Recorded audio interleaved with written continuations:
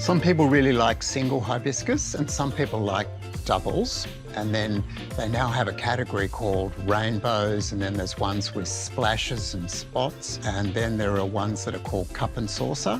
My preference would be to breed a rainbow, which has got 4 or 5 colours on a flower, and possibly have some splashes and spots, and for the colours to be really eye-catching, and someone walks past and goes, I've got to have that. I'm Tony Murdoch, and I breed hibiscus for collectors. I'm really interested in hibiscus because you get such a beautiful array of flowers. And I learned, as I have been doing this for a number of years now, you can breed incredibly unusual flowers and colours. I live in Perth, Western Australia. This is inner urban city living, and most of the plants grow in pots. The first criteria we looked for when we wanted somewhere to live was to have a north-facing garden. That would be my #1 suggestion. An apartment, courtyard, north-facing, you'll be able to produce something really good because you get all the summer sun and you get all the winter sun. They're a great plant to grow in WA because of our sandy, loamy soils, and they love our long Mediterranean summers. You'll get flowers constantly for 5 or 6 months of the year, possibly even longer depending on how well you look after them. Hibiscus are thought to have originated from China, and they are indigenous to many locations, including the South Pacific. In Australia, they grow from Queensland up to the top of New South Wales. Some even grow in Melbourne.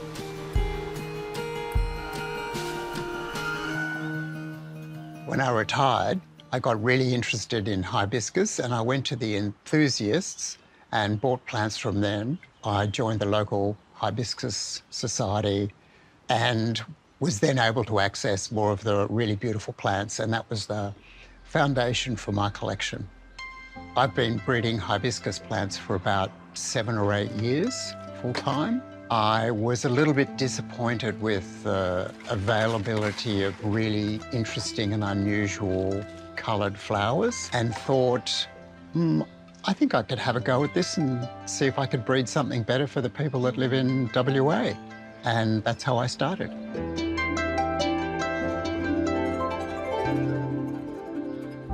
This is a new cultivar that I've bred. It's flowered within the last year, and it's a really good plant because it's got really good growth habit.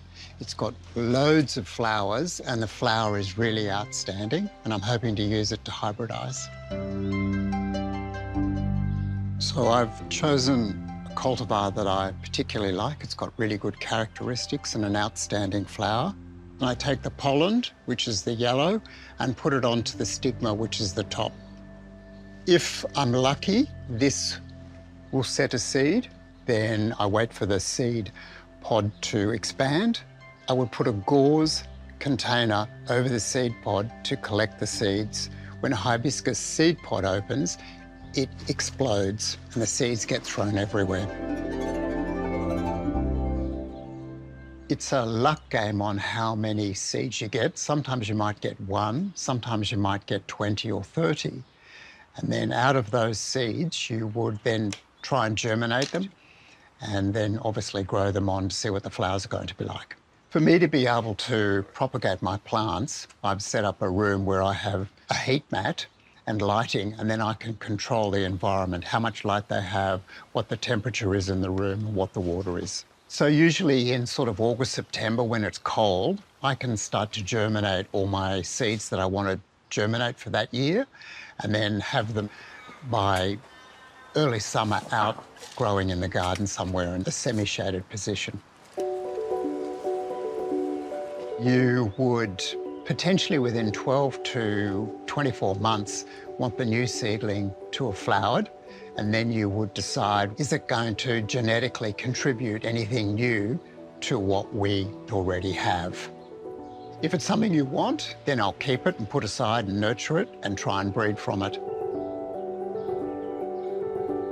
This is a new cultivar that I really like and would like to propagate. It's got great form, texture, and it has a beautiful flower and it changes colour over the summer.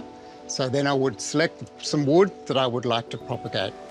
To replicate that flower, you actually have to take cuttings to get an exact copy, and that's how you would then produce more of that flower to share. When I realised I needed to have really good record keeping, I set up an Excel database, which has a year-by-year list of all the plants that I've crossed and bred and pictures of the outcome of the progeny, and then I can decide if it's worth reusing again or not reusing. We need to fertilise them. The golden rule is a little and often, because hibiscus are quite heavy feeders. I prefer to liquid feed the roots 1 week, and the following week I would provide a foliar spray for the plants, and they seem to really like that and grow really well, lusciously, and produce lots of flowers. I've probably registered somewhere between 25 and 35. I've got better and better at my selection of the colours and the plants and the characteristics I'm looking for. One that I've recently registered called Lavender Diamonds. It's quite a spectacular flower. It's got a lovely pale blue lavender colour with white spots all the way around the edges, so it's quite striking. When I get up in the morning and I can see a new flower that's flowered for the first time, and I can go, oh, that's great, that's fantastic, I'm going to use that for breeding.